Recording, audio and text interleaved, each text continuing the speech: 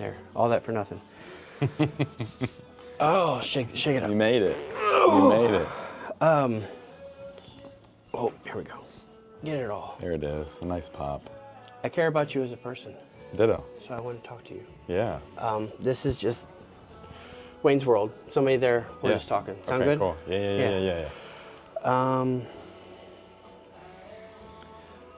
I don't think that you try to come off as an intimidating person, but I think for a long time I had this thought in my head of you and your team did something so awesome. Oh, I need to turn the music down. It's okay.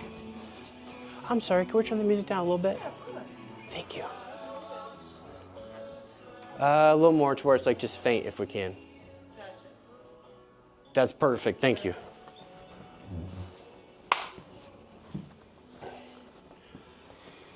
I like to sit in it. Yeah. It's not organic, but it needs to be repeated. So I appreciate you as a person. Of course. I do, thank you. You have never struck me as being an intimidated person, but I think for a long time I had my own bias of you and your friends doing something so amazing that it would set you apart from others. And it's my bias, totally my bias. Full disclosure, doing a lot of work on myself, probably a lot of jealousy for absolutely no reason. Like I didn't make anything that would warrant such a impact. But yet I also have to look at it from the other lens without putting anything in your mouth. But you guys are probably just having the time of your lives, right? Just hanging out, having fun. Unquestionably. Yeah. So, and I don't want to preface it by saying that's why we're talking, but I want to say like me approaching you as a person. Yeah. I was like, I need to add value. I need to add value, and I'm pretty sure that's the first thing I ever said to you. You know, I was actually just thinking about the conversation we had in the summer of 2021. I'm almost positive it was. You came up to me, and we talked at a festival. Maybe Barbecue and Blues, maybe Down Soho. Home, I think. Down Was it Home. Soho? Might have been Soho or Down Home. I can't remember when. Yes. We'd have to look at the. I do believe it was a high-buy situation. Yes, I I was was like, walking I through, gotta talk and to you this came guy. by and we talked. Yes. And it brought me a ton more, maybe joy and realization of community than you maybe even realized. That's awesome. So it brought me just a ton of, number one, it made me recognize like, hey, I don't really know him that well, but I know immediately you showed me like that vulnerability.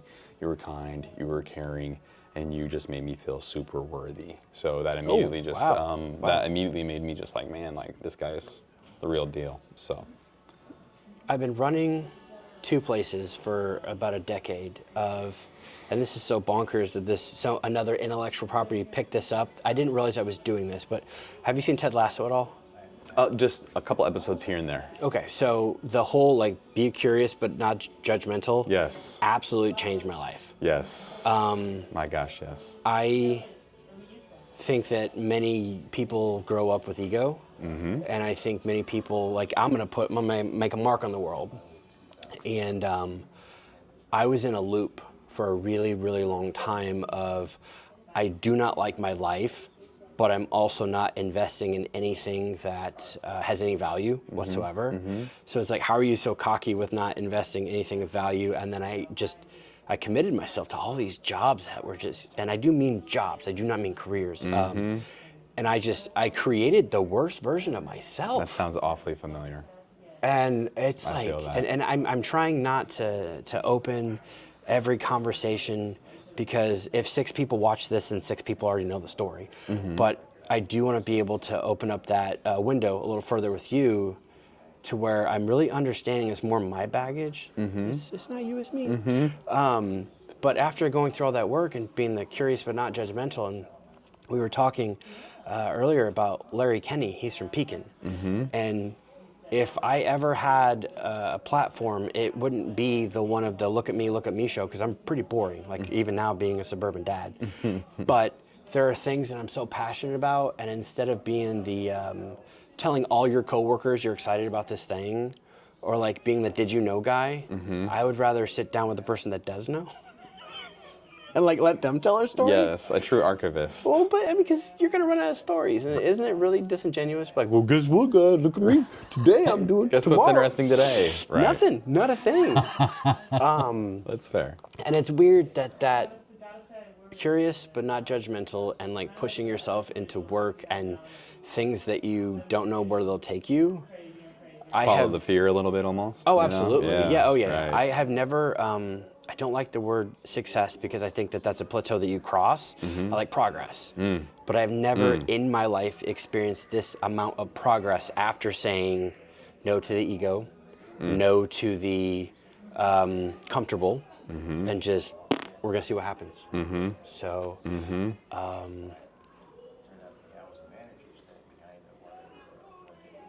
I want to choose my words very wisely.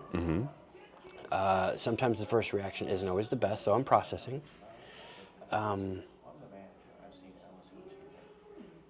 You have been in the, I say feeds, I guess some people say zeitgeist lately, for your, way more for your activism than you have for your art. And that's really inspiring. I'm not saying that anyone has limitations and everyone has this and everyone has that, but I feel that you've thrown yourself into it, and it's really inspiring. Did you want to share some about that? Yeah, sure. I mean, I'm involved with the Sierra Club, which is a environmental organization, does advocacy, legislation, organizing. You know, we helped close some coal mines here, or coal towers here in Springfield that were proved economically unviable. They were also polluting our community in a serious way, and you know, they were passing on rates to ratepayers, and you know, we were able to do some interesting things there, including you know, fighting a Hillsborough coal mine right now that's trying to do some ugly things, and shutting down a 1,400-mile pipeline coming from South Dakota to Central Illinois, to, you know, a lot of different things that are really important to helping fight to lower Ameren's rates. Just passed last week. You know, showing up and advocating for what's right is important to me. You know, I'm involved with the Springfield Immigrant Advocacy Network as well, and I think it's just important to me to have a community and nurture that community and invest in it any way we can. But why? Honestly, I think it spurs from, you know, not having community in a point in my life. You mentioned the worst version of yourself. For quite a while, I had a worse version of myself as well. And I recognize that if I don't have others around me that I love, help hold me accountable, help me see, you know, a better world as possible, it can get bleak real quick, right? And, you know, I don't have a lot of family. I don't have brothers. I don't have sisters. I don't have a lot of cousins that I'm close with, to be real honest with you.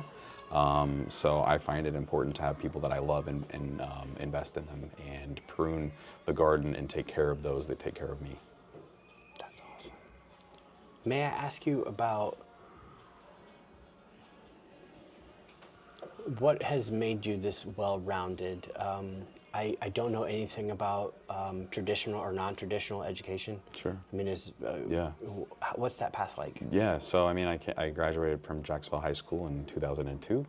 Went to Western Illinois University on a jazz scholarship for tenor saxophone. I was in the top jazz band over there, Jazz Studio Orchestra, which is I think it was a Grammy-nominated jazz band in like the 90s. Oh, pretty cool. Pretty cool. Just, you. you know, so that was fun. And then transferred to Illinois State University on a jazz scholarship as well, because the band was all located there. Sergio, Andy, Antonio all lived there, and I was like, man, I got to be there to do the thing.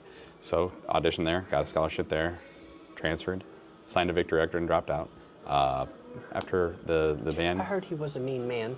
Yes. The man that ran the Victory Records. Yes, I a heard he big was bully. a mean man. A lot of people call very Tony mean. a bully. I didn't mean to pause, but I was like, I just heard he's a mean man. He's very, I tell you what, he was really good to us in waves though. You know how like kind of abuser is, you know, really good at times. Just I'll to be get honest, you to love you know. them, and then they... Yep, pull it right back, you know. But overall, you know, I'm beyond grateful that that experience happened overall. I don't want to throw him under the bus. Right. I was just trying to be a little cheeky about it. That's fair. That's fair. But you know, got back into school. Yes. After the band broke up. Well, you're going too fast. We can have a conversation That's about fair. this. Tell me. I just know it's a lot of lore for education. I didn't know if it was too much. No, because it's, to me, it's a. I don't think that you feel that you needed it, and then you turn. I don't think you need. I don't think that you feel at that age, I'm not going to need a scholarship, because guess what? Like, this paper is going to change the rest of my life. What's that moment like where you're like, okay, I could stay here, get this piece of paper that says I can get a job later, or I can just do what I want to do right now? What's that like? Terrifying. I didn't want to let my parents down because I was the first person in my family's lineage that got to college. That's why you didn't want to talk about it, because it's heavy. No, it's true though. Okay, so when Victory Records offered how us old to are sign, you? I am 41 years old. No, at the time. Oh, at that point. Yeah. Let's see. So I would have been, it would have been just 2 years out of high school. So 17, 18, 19, let's see, 19, 18, 19 at the most. So you know everything about the world I knew at that everything. point. Front, You back. are absolutely. Front, back. Everyone in your orbit is just ignorant. You've never had this opportunity No. before. You don't know nothing about me. Yeah. I'm sorry. No, Is it too- you're spot on. No, you're spot on. And then the email I sent to my parents to tell them that I was going to do it. You sent them an email, no call. The cojones on you. That was a very interesting one. Did your parents help you get this scholarship? Did they go? You know, they were always, well, I tell you what, yes, of course, they were very supportive of music always. Yes. My parents are, you know, I love them immensely. I could just imagine somebody, I worked so hard to get the There was a lot invested in time and energy. But the thing is, you know, that music, investing in me in 5th grade to have an alto saxophone could have gone towards a lot of different directions. Yeah, Heck, it should sure. have just been put down and put away and gone dusty. Sure. You know, I was lucky enough to take that, you know, music and time and go to Europe and play 600 concerts and, you know, see the world a little bit instead of just saying, hey, I got my college degree in 4 years, cool. No, I dropped out halfway through. I messed up. I made bad choices. I saw the country. I met a ton of people. I learned a lot. I released 3 albums, you know, and saw a lot of things. And I had a very non-traditional path of education. You know, once you know, the highs, the lows, the coolest possible things and the worst possible things to see were all experiences I had during that very short time, honestly. And then getting back into school to make the folks feel, you know, valid as well. You know, when the band did break up, I did get back into school and got my bachelor's degree to make them feel very worthy as well. You know, I moved to Springfield, went to UIS, loved it, got a quick degree, literally just got the quickest degree I could. I just went to my counselor and said, what degree could I get with my background that I already have the quickest? And he said, looks like this. And I said, perfect, I'll take it. And I did that. And you know what? It made my folks feel validated. I did learn a lot. I met a lot of people I love from it, honestly. I love UIS. I love a lot of the teachers out there. Learned a lot of great stuff. And I recommend anybody that's in Springfield to take classes out there. There's some incredible professors out there that I actually even met after going to school there that I admire and still email and talk to this day. I want to inspire you to take a breath because you are running really, really fast. Sorry. I'm here to learn about you, to share your story, and you sound like the man from the Micro Machine commercial when I was growing up. Batteries not included. You can't hear yourself, but you are just running like Forrest Gump through the whole country. I just feel like everything. I'm being annoying with it, talking about. I don't know why. I invited you to have a conversation right. because I want to celebrate your art, but full disclosure, I'm raising children, and I don't want those children to emotionally invest in anyone if they are not great people, and that's investing first in the person and then their art second. So True. I am essentially going backwards and Tarantinoing the whole thing and saying, Retro you know engineering what? That person is really kind, but they're also an amazing X or a Y or a Z. I appreciate that. So you have no reason to run fast. Yeah, thank you for that. I really appreciate that. Thank you Take for the a level breath. set. I'm going to ask some more questions. We're in really good shape. You Perfect. might not realize this, and this is something that I have learned along the way, that when you are tired of telling your story, someone's never heard it before. Okay. Stan Lee told the exact same story 1,000,000 times because there was one person in the room that hadn't told the story. Your story is valid. Everyone has a story. Everyone wants to hear that story. And I don't want you to think, the reason why I hold back is because it's not about me. It's a conversation about you. Right. And I want to just think about 20-year-old Nick a year into it, where everything's the greatest thing in the world, or all you see is behind the curtain and it's the worst thing in the world. Yep. And you look at it and you're like, oh my God, I made a really bad choice. Right. Or tonight I feel like I won. Like, how do you look at that? Thank you for all of that.